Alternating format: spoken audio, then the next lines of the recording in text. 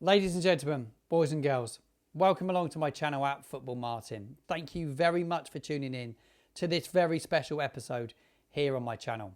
Today we're going to be taking a trip down memory lane and I'm going to be shining a light on one of our superstars from the late 90s, early 2000s.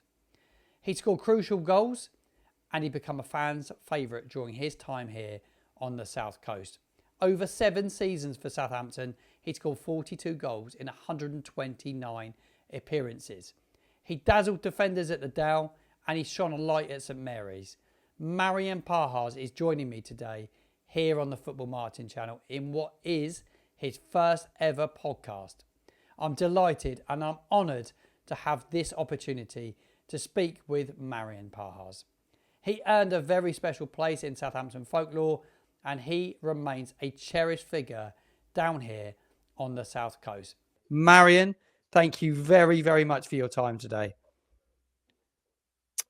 Hi everybody. Hi Martin. And first of all, thank you for the invitation. And it's always a pleasure to talk about my beloved city, and the football club.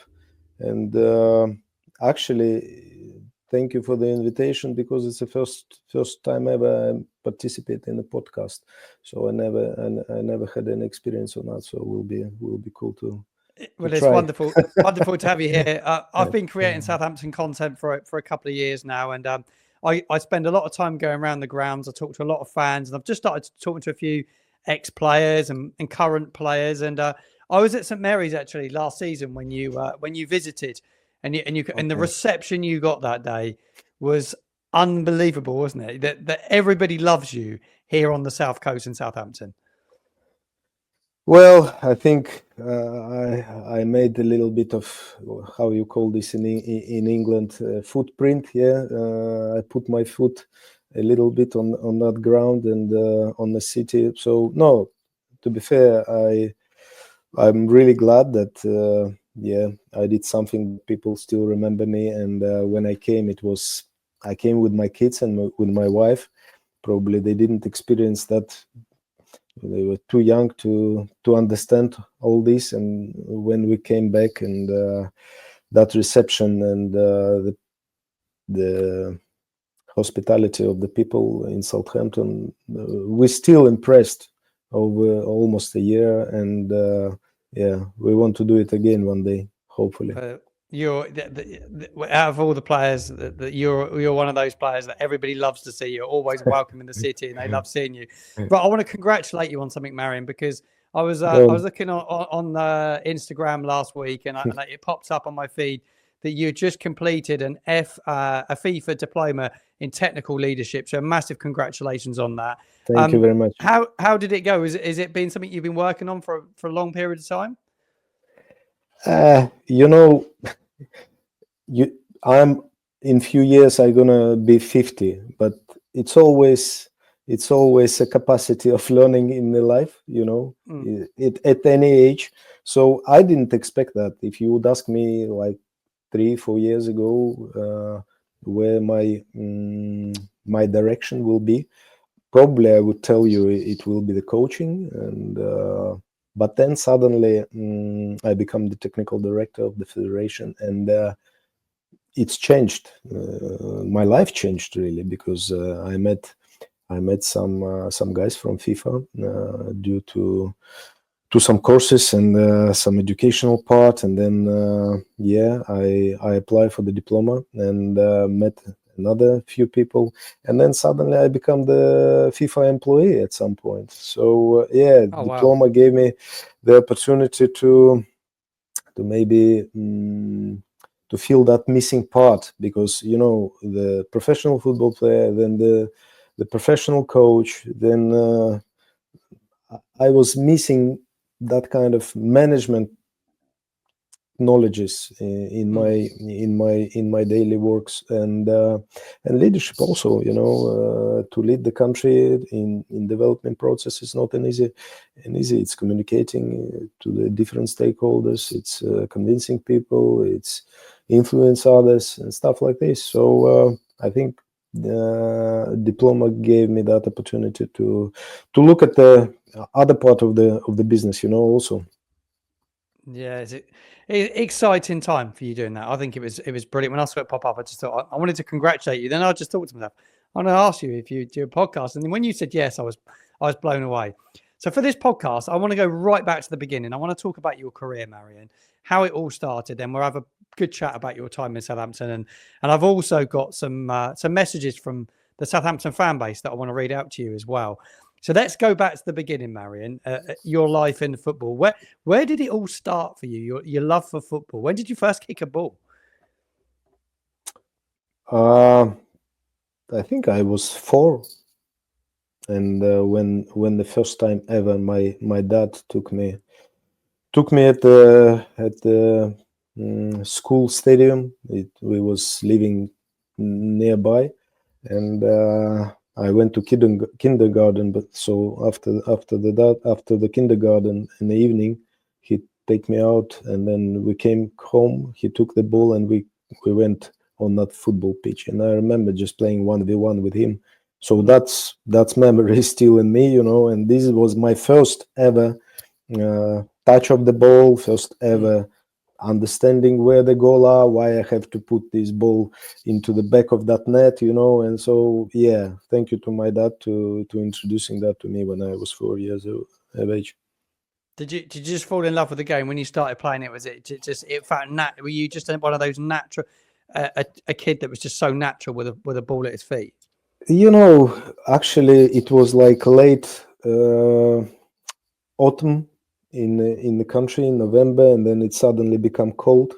And when it's become cold, everybody playing ice hockey in our country, So the first proper play was when I went down with this stick, the wooden stick, and we start playing ice hockey. But something here was telling me I have to put that ball into the back of the net, So whatever sport it is, and it was the ice hockey from the beginning. But then, at home you're not gonna play ice hockey. You have this little ball where you practice. You jungle. You keeping the ball up. You put the pass against the wall, and mom always not happy about that because you break the lamps, you break the flowers, and stuff like this. But yeah, that was the passion, and I think since the very early age, I just ball was everywhere with me. I was sleeping with the little ball, with the tennis ball. I was practicing, taking to the school with my backpack. So everywhere, yeah, that was from the beginning. That was me. Yeah, and you obviously you grew up in Latvia. What was it like growing up there as a young lad? What was it? What was it like? I mean, same as anybody else, as a young lad in their country. Yeah, I don't know. I was in the school. I was with my parents after the school, doing my trainings, kind of traveling a lot to my grandparents. One of those was in Ukraine. The other pair was here in Latvia, in a little village. So yeah, I was enjoying it, like different a little bit probably from the Western Europe, but that time I didn't realize. You enjoy the childhood, you're playing with the friends, you're going around, you just a lot of positive emotions. I didn't have any fear, I didn't have any responsibilities, so why do you have to worry about the life? Everything was good. It's so true, isn't it? I'm gonna say when you look back on your childhood, it's the best time of your life, isn't it? There's no pressures, Exactly. there's no money worries. You could just enjoy life. And you're on your way to becoming a professional footballer. Was it that a tough process to become a professional footballer? Listen, again, everything happened natural in the life. I think I didn't put any really targets that time. I was going step by step, just getting my education on, just coming from good to be the best. I wanted to win.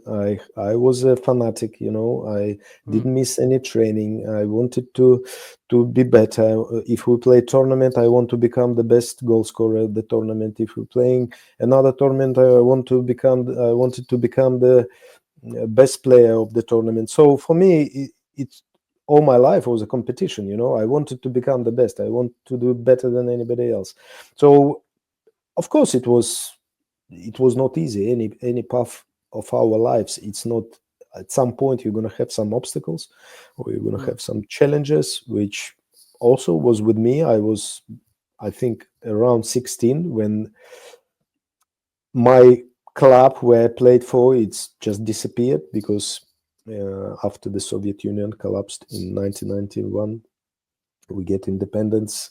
People just didn't think about football too much. And during Mm. that time, I just become mature, and it was deciding what I'm gonna do in my life. They didn't pay for money for the football, and I was 16, and my father told me, "It's a time to start making money, my friend. Yeah. It's not a childhood anymore." And then I felt, I'm training, I'm playing for the small club, like not professional club, and what's next? And yeah, he said okay. He was a sailor, and he offered me to apply for the studying and maybe to go to the sea and make some money. And then I felt what to do. But my mom told me, no, football is your life. You Mm. spend so much time trainings, and you don't worry, you're gonna get your chance. So I was believing her, and I was believing in myself also.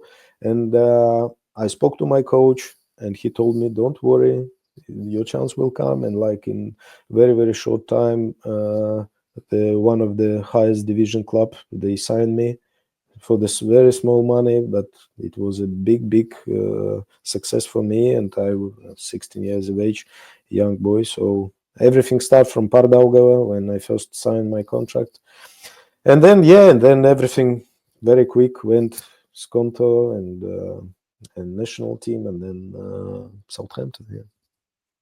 Southampton. How did it come about then? So, when did you first hear from Southampton? Was it the manager at the time was Dave Jones, wasn't it? Was it somebody that was working in the scouting net? Where you obviously had people come and watch you, because I remember before you signed, there was a lot of talk about you, and I heard your name before you signed. So there is obviously scouts from Southampton and other clubs looking at you. Were you aware at the time? Well, I think if I'm gonna tell you the story, it will be more than 2 hours, and we're not gonna we're not gonna have time to. It's most bizarre situation which happened to me.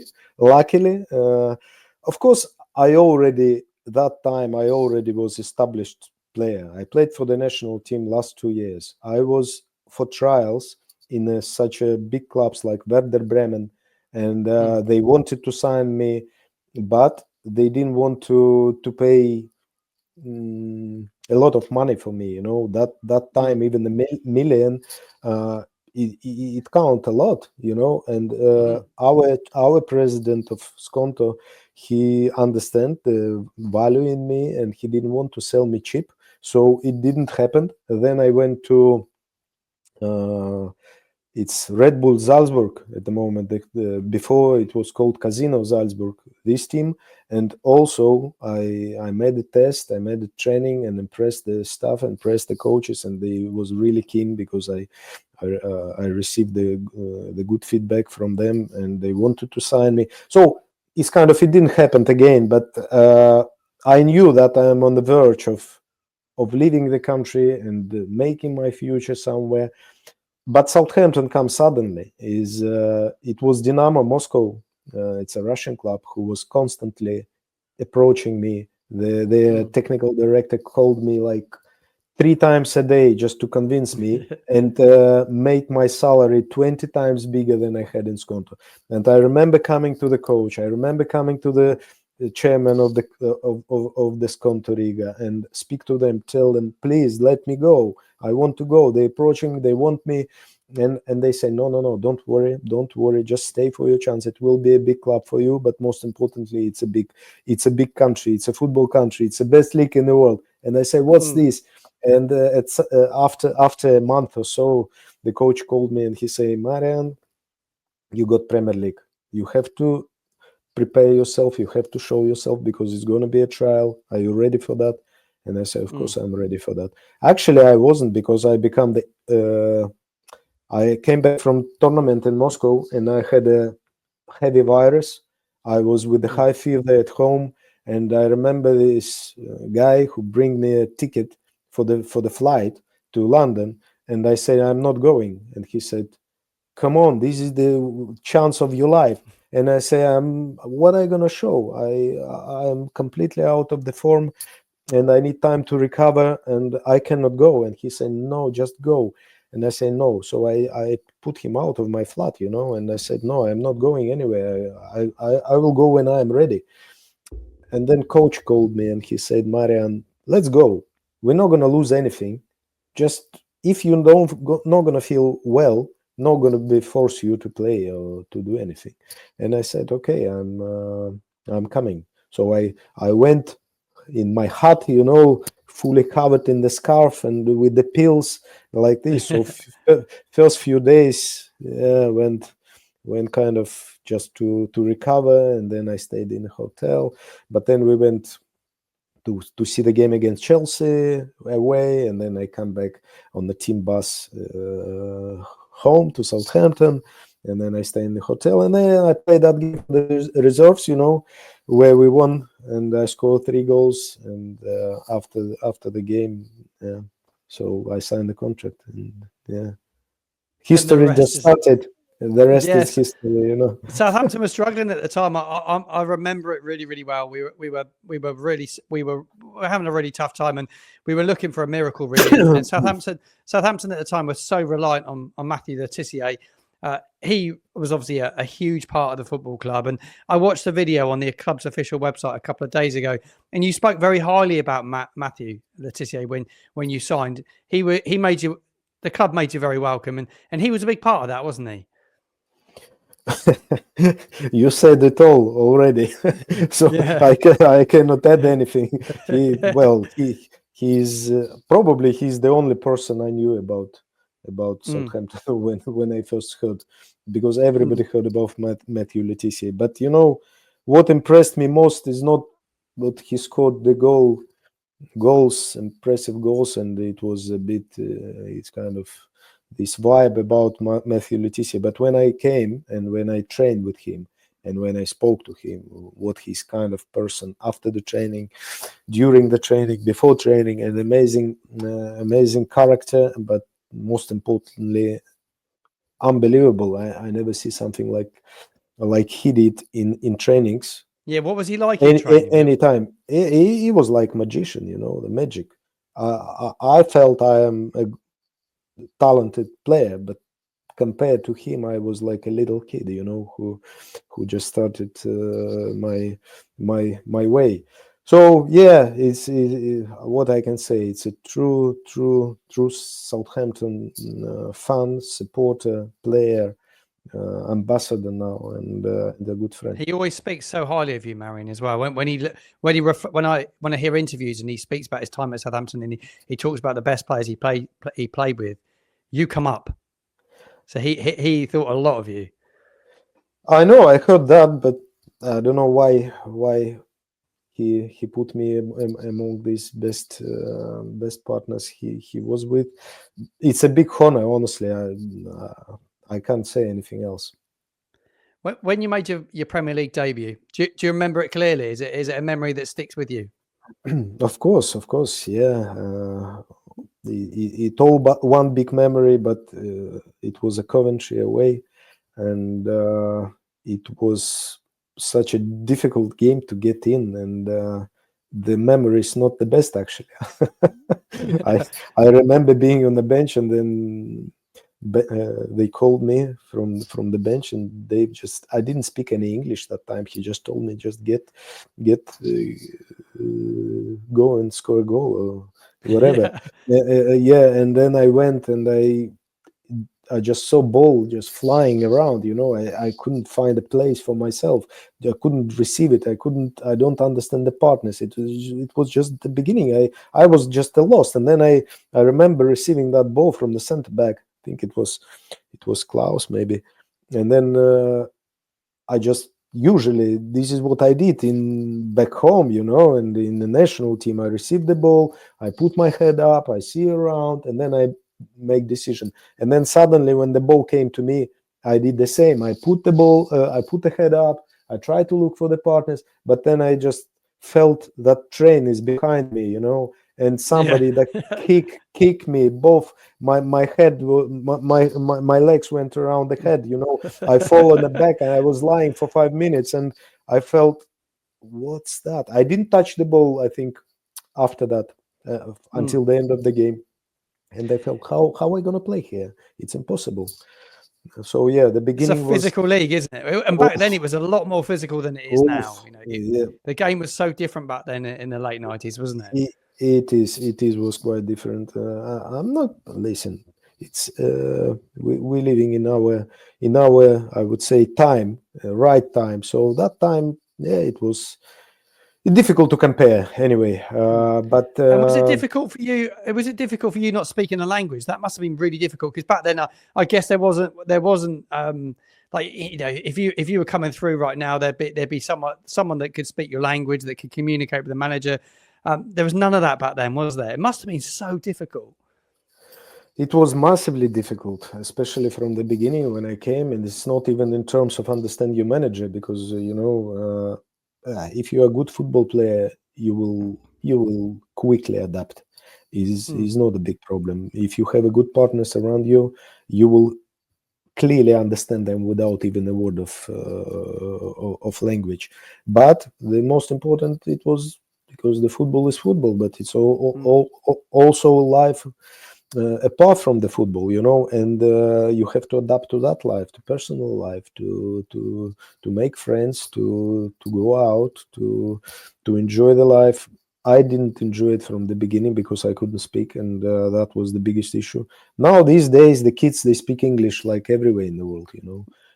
Before, we didn't have that kind of education to speak good English. So when I first came, I remember sitting in the dressing room, and lads, they came to me and they start talk to me, and I was like, just could say like this, thank you.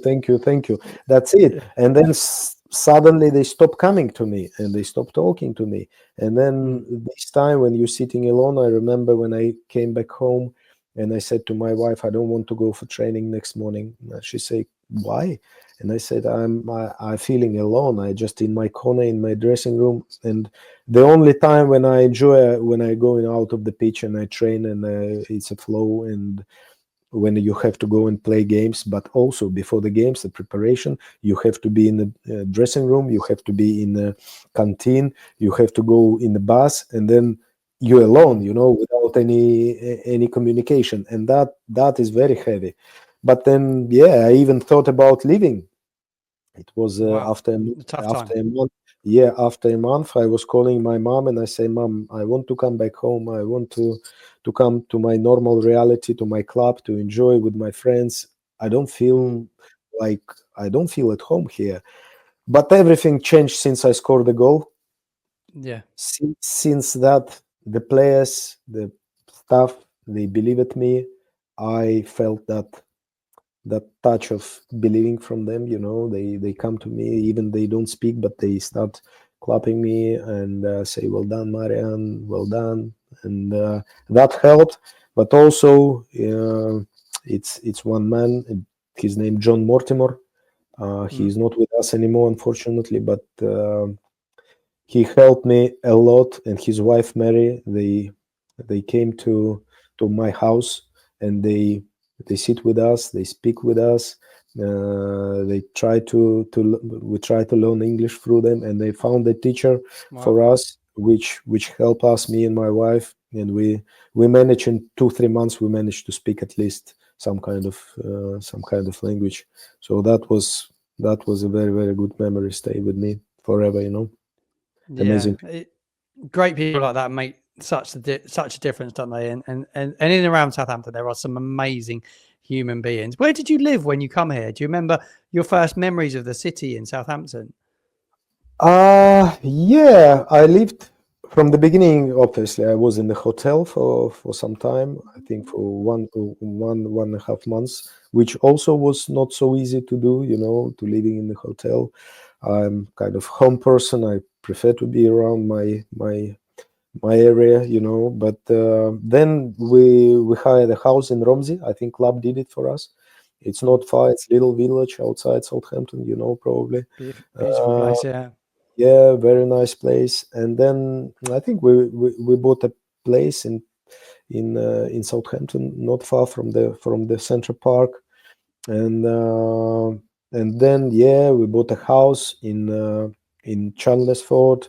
So yeah, I changed a couple of places during my time in Southampton, uh, which is all of them got good memory and good things. So my son was born, and yeah, good memories, really good, Martin. Let's talk about that first goal, Marian. Your first ever Southampton goal. Can you remember it? Yes, of course I remember. Of course Describe that moment of scoring your first ever Premier League goal. Must have been incredible. Actually, it wasn't an easy to to get to that, even to after the Coventry. I think 2 games in a row I didn't even make the bench. So because Dave was clever, he was understanding that I'm not ready. Mentally, I am not ready. He was, even without us talking, man management, he was a top man to understand people, and he gave me. I didn't know that. I thought that's it. After the Coventry, he never gonna use me again, you know. But he gave me some time, and then it was a game against Blackburn at home, and we was losing, I think 3-1, something like this, and then Yeah. and he called me. I came, and again it was a lot of running without reason. I just tried to be busy. Just try to find this ball somewhere, and it's just natural feeling. I saw the long ball coming from Dodzi, and Jason's up, wasn't it? Yeah. yeah, I know BT will win any. He will beat any defender in the Premier League, anybody literally, because I think he had this highest jump. They saying the Cristiano Ronaldo jump high these days, but listen, James was like master of that. The way he jump and he fly there, he put his hands around and blocking anybody to come, and so I knew 100% where to go, and that was natural. I felt the ball should come to that place. So one flick with my head, and luckily ball just jumped, bounced before the goalkeeper. It wasn't a hard kick or something, but it went in. So when I came back, my coach from Skonto Riga, he called me, and he practiced a lot with me, and he always told me to hit ground first before the goalkeeper. It will make it easier. And he called me and he said, "Marian, well done. You remember." So so that was a good lesson for me. It was a big moment because you got us a point that day. It was a 3-3 draw against Blackburn Rovers, April the 17th, 1999. It was a big moment in the season because we were on the verge of going down at that stage, and we needed to get a result that day. And it really helped us kick on in the final few games of that season, didn't it? Because the season just turned around almost in the space of weeks. Do you remember it? Wow. Well, I don't remember that well, to be fair. When I first came, I didn't even know what kind of position of the club was taking. I knew it was kind of difficult situation, but I was so happy just to join and to kind of, plus all the stress since adapting in the new country, in the new teammates. So I had a lot of other stuff in my head, so I wasn't worried. I was enjoying it when I come to the pitch, So and when you enjoy it, you don't think about anything else. I wanted to win. I wanted to score. I wanted to make fans happy, because back home we didn't play in front of the fans. We played for ourselves, for our families, for our children, but not for the fans. And when I first came to Southampton, I realized that, wow, this is who you're gonna play for, and just make sure you give everything. And was my motto, of just give everything in every game and every training to be able to convince the fans, and because they pay money to come and watch you. Marian, it was a special place, the Dow. I spent many of my years as a young boy at the Dow. I watched you a lot throughout those years that we were at the Dow. Certainly the back end of our final few years at the Dow. It was a special place to watch football for anybody that never had the opportunity to go there. But Marian, what was it like to play there? It was. I loved it there. I absolutely loved it. Everybody loving it, and I don't know, these kind of places where you feel the fans next to you, they're ever going to be special. These days they don't build stadiums to I don't know, to kind of to align together They don't feel the same, do they, at all? no, they don't feel the same at all. They're too far. They a lot of I mean, you can't do it because it's a lot of security reasons why they do that these days, and a lot of place for special events, for special people and stuff like this. So, but this is why it's impossible to replicate also. But when I first came, this place, because I scored few goals there, I had my memories. I was young, I was kind of active, with a good memory, and all these things, they coming together. You can't explain even why. It's just because so many things coming in and concentrating in the same place, you feel attached. You feel that it's a special place for you, and it always will be. Yeah, I love the Dow, and this is a moment I want to talk to you about. I want to flick an image up on the screen, and here it is. This is that moment against Everton when you scored 2 goals to keep Southampton in the Premier League. Those 2 goals were vital that day. What was that like? Because I remember it so well, and the atmosphere before was incredible, and I think you've gone on record as saying it was pretty special in the dressing room as well, wasn't it? I don't remember, to be fair. I don't remember. I remember we was preparing as usual, because for the football players, is like, this is our job, this is our routine, I would say. We come, yeah, maybe somebody of the players who've been long time in Southampton already, Matt, Leticia, Dodzi, James Beattie only came when I was there. David Hughes was there. Remember, Matthew Oakley. The players who had some history, maybe they felt different, but I felt like we have to go and win the next game. We have to go and win. I don't even remember that it was like such a big pressure on me before the game. Yeah, it was end of the season. This is why it was special. It was end of the season. It was the last game, but I didn't feel that pressure that something wrong gonna happen. So positive thinking, positive mindset, and I think you have to enjoy what you do. If you come stressed, nothing gonna happen. So yeah, this day came. Luckily, I scored 2 goals. Yeah. And that will be remembered forever. Those images are quite iconic within the Southampton fan base. You walk around St Mary's, you see those images. You put your name into Google, and that is the first image that comes up. That one of you on your knees at the Dow after scoring that goal. And I don't know if it was the first goal or the second goal. This image. I think it's a second goal. Yeah, the second goal. Yeah, and a shirt that was huge. The football shirts back then, Marian, were massive, weren't they?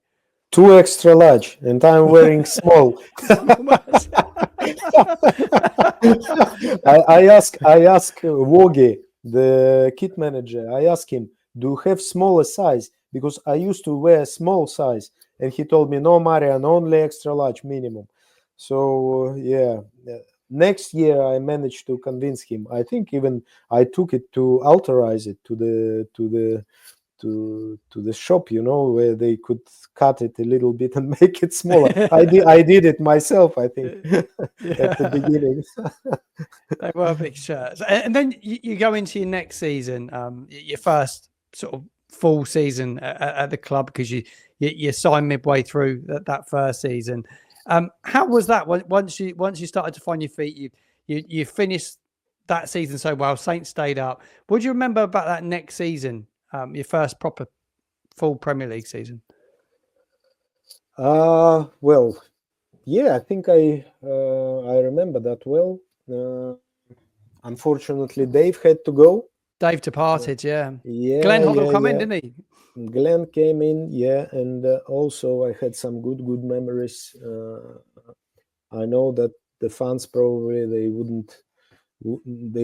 wouldn't share the same memories because the way he left the club at some point, but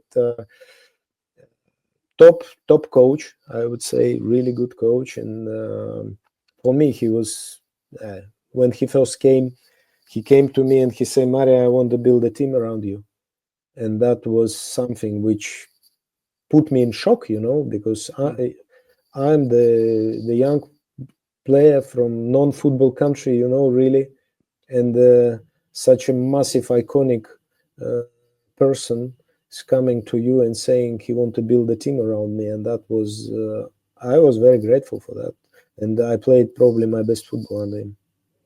Yeah, you had a wonderful time under him. I remember watching pretty much every home game at the Dow under Glenn Hoddle. We played some brilliant football in that period of time, didn't we? He really changed the way that we played, and I remember yourself, and I also remember Joe Tesson had a really good time under Glenn Hoddle. Definitely, and I can tell you one story where I was playing up front, but he made me to play wide, and he came to me and he said, "Marian, I want to play wide," and I say, "Why, coach? I can score goals. I'm a striker." And he said, "But yeah, we got 3 best players in the team, and then 2 of them, they all strikers, but 2 of them, they cannot play wide. Do you want your best players in the team?" And I said, "Of course I want, but you can do that. You're very versatile player."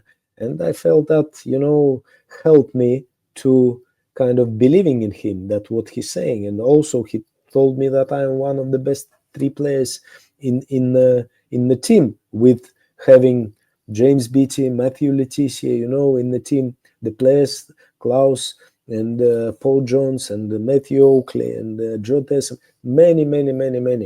And when he's saying something to you, something like this, you just start believing in this guy, And then I went to play wide and I become the top scorer of the club, Yeah.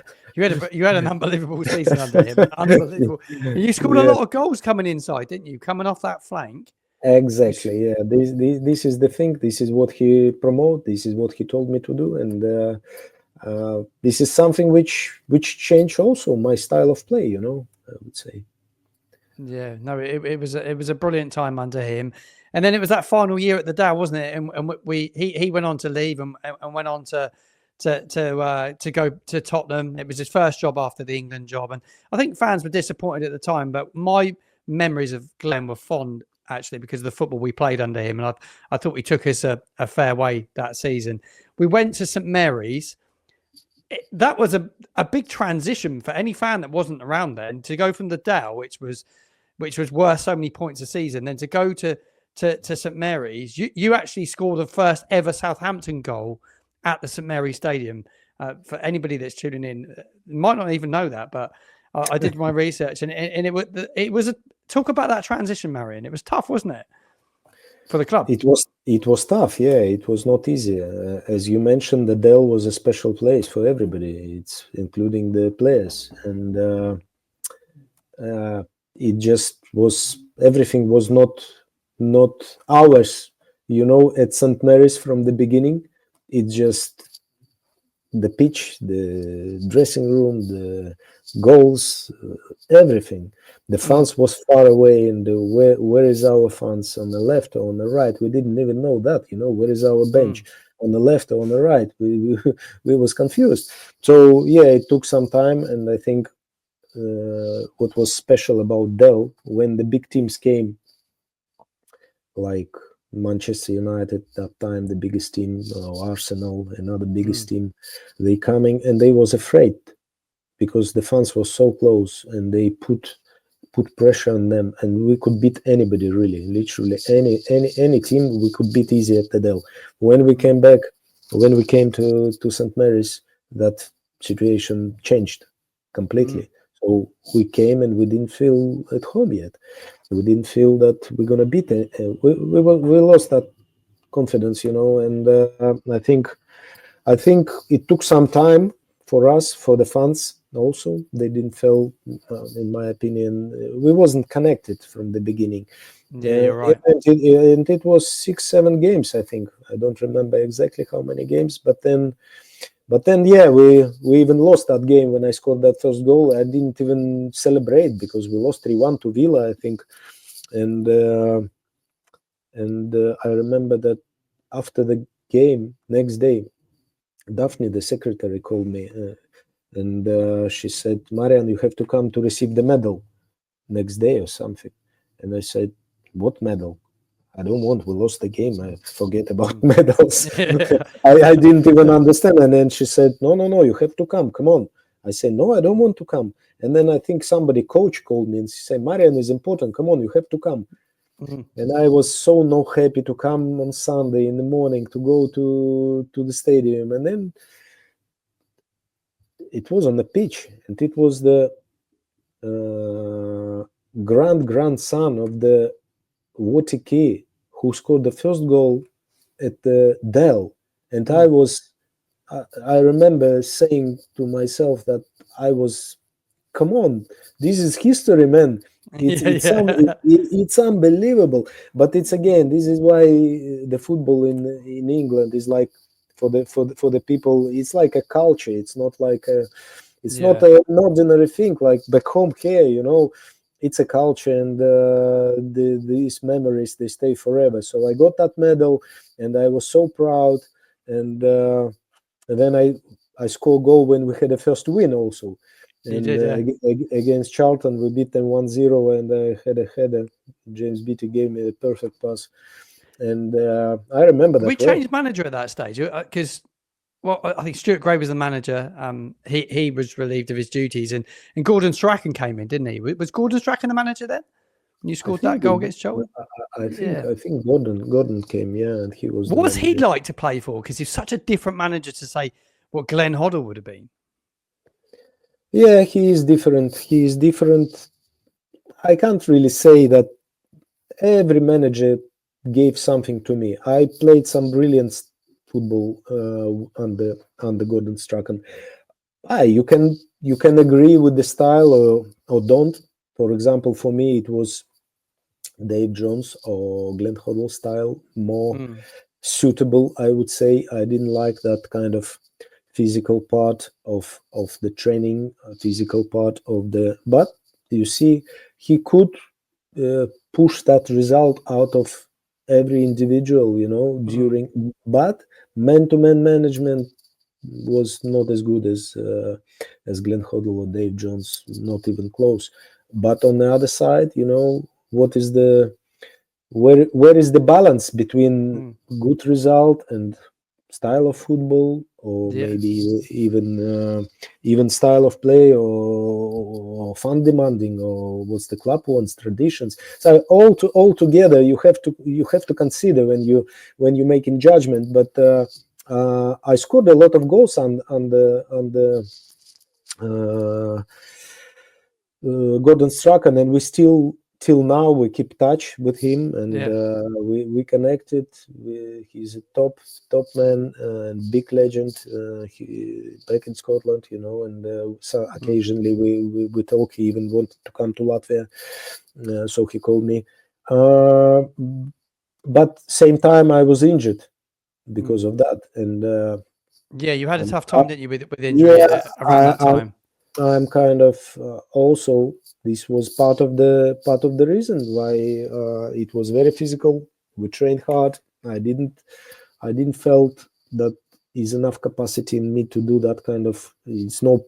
Sometimes it's pointless, you know. You want to run to make 12 kilometers, but at the end of the day, you just may run 11 kilometers or 10 kilometers or even 9 kilometers, but clever, you know, and that would make a difference. But at the end of the day, listen, now I can only remember a good memories, the good times, and just thank you all of them for giving me this education. What's your standout memory? Your favorite memory? Is there one particular memory?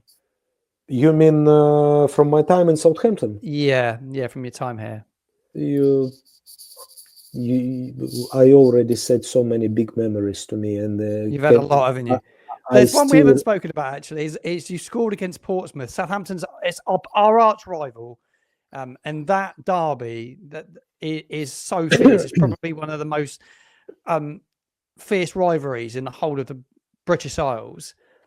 You scored in it, and you go down in the history books yet again for scoring a goal against our rivals. That was a special moment.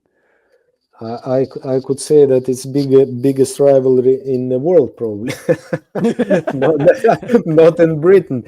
So, but no, I think even players we felt the special moments when we played against them, because it was just electric, you know, all the atmosphere before the game and after the game. And with me, it was special also because I came back after the long time. Yeah. After the many operations and a very difficult depression time when I spent sidelined, and it was special for me to come back and score that goal.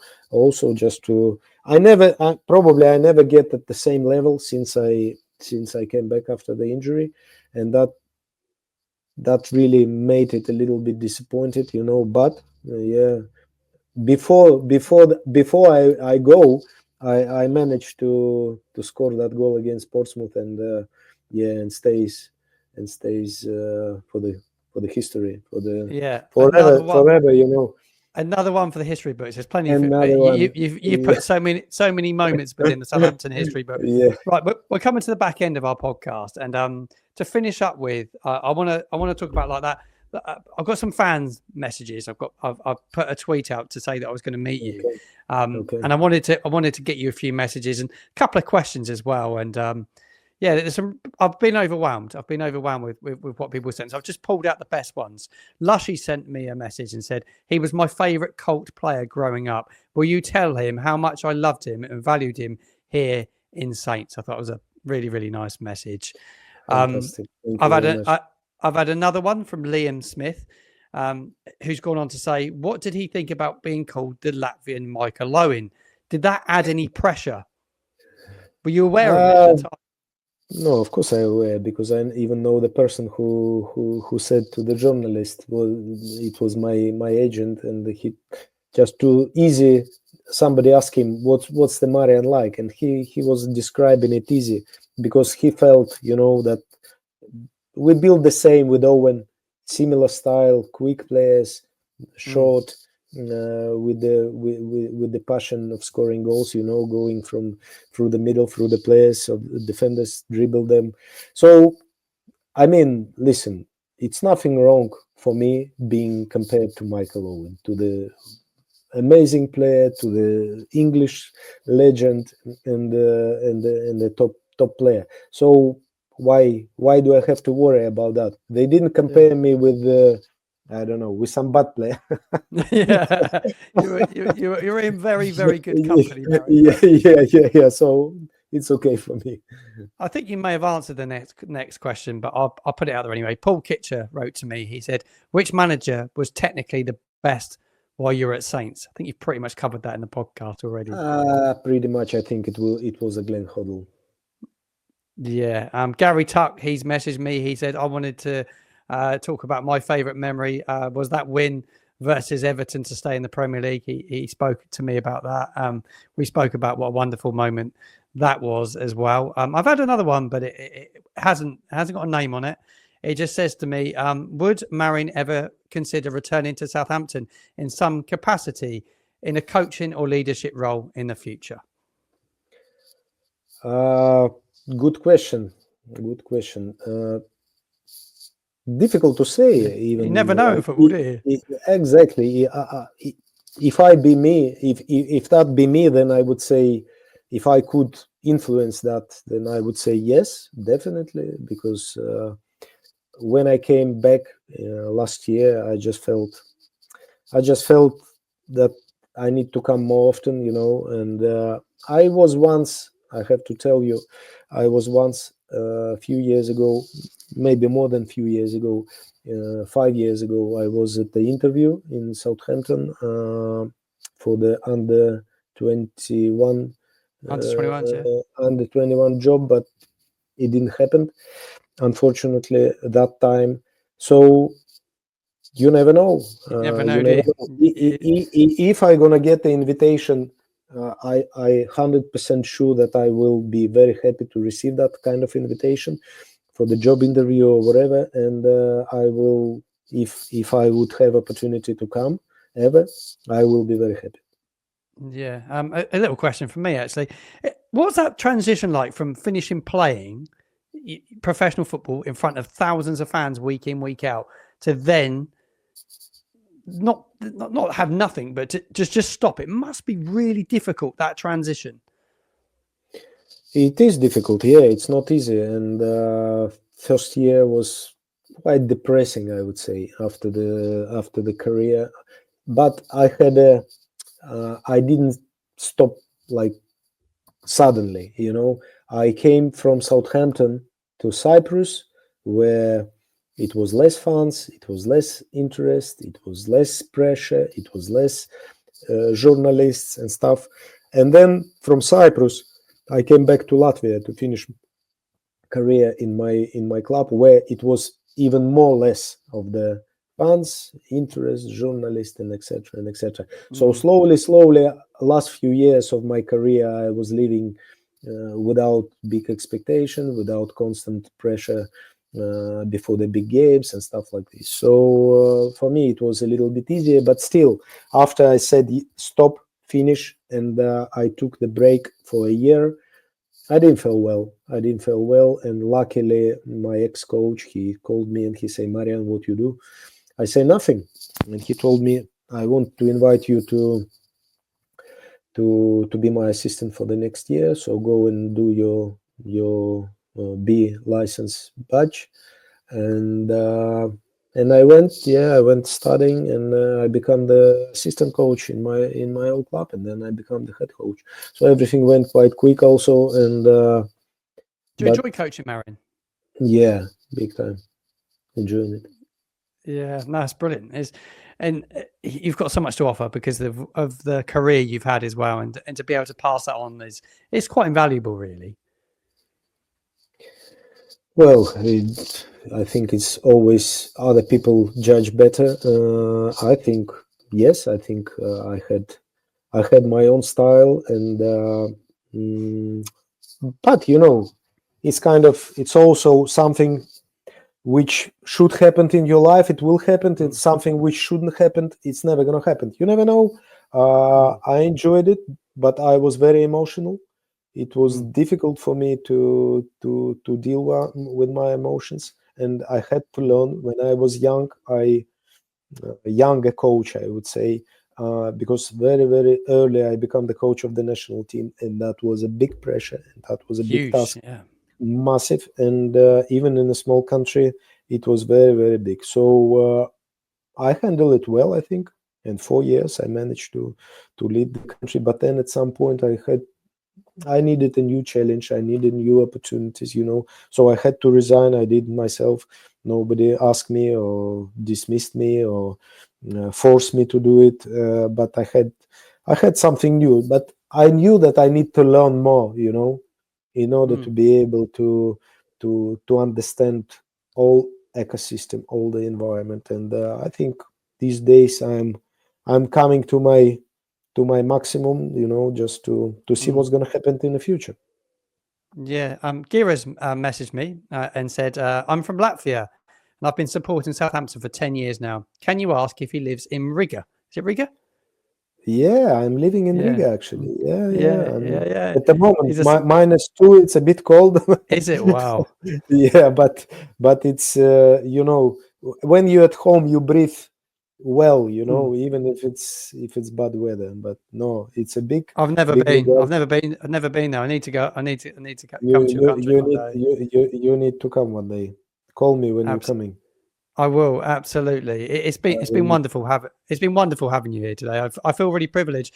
I do a lot of interviews and I do a lot of shows, and I don't often get nervous. And today's the first time I've felt really, really nervous about doing a podcast. So yeah, it's been my privilege. I cannot thank you enough for your time, and anytime you're in Southampton, love to meet you, love to see you. So yeah, thank you, Marian. Thank you very much, Martin. Thank you very much. Fantastic experience. And listen, it's always for me. It's always will be. It's always great to talk about the best memories of my life and about my teammates, about the memories which I had, about my goals. Because yeah, this is something which I put positive emotions from. You know, and this is absolutely most important in my life. So thank you very much. This was the Football Martin podcast, and that was Marian Pahars joining me today. Thank you very much indeed for tuning in.